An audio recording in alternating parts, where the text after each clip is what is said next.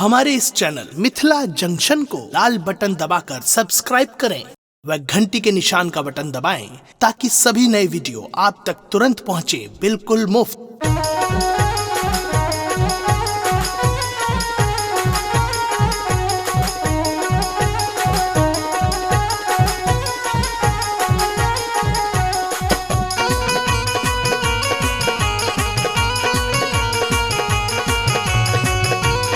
अपने सुन रहल छी गंगा कैसेट के प्रस्तुति।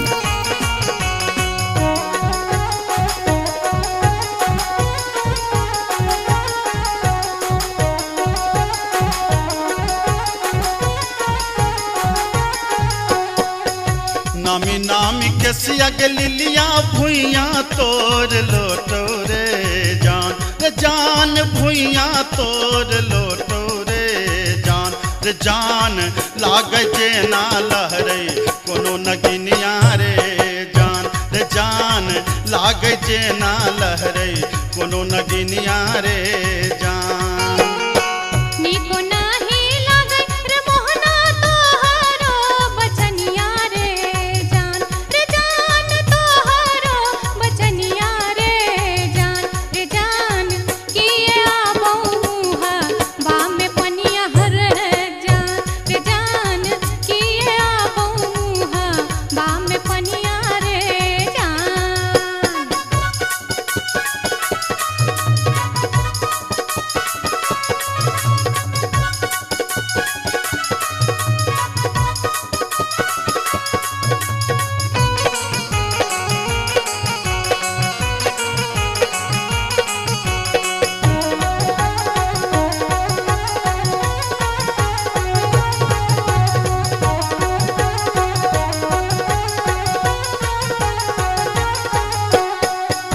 तिरछी नजरिया के लिलिया नैना के कजरिया रे जान नैना के कजरिया रे जान जादूर मारई जेना कोनो डयनिया रे जान जादूर मारई जेना कोनो डयनिया रे जान।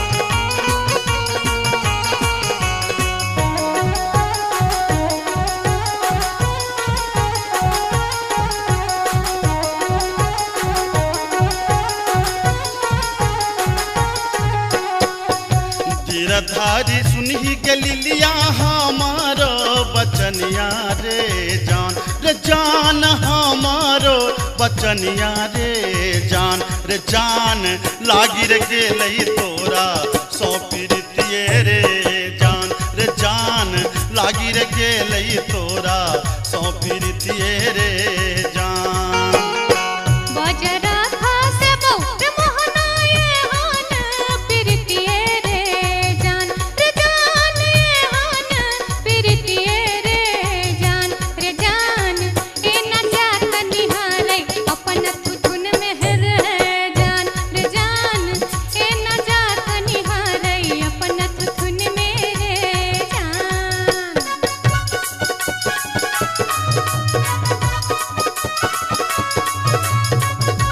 अपने सुन रहल छी गंगा कैसेट के प्रस्तुति।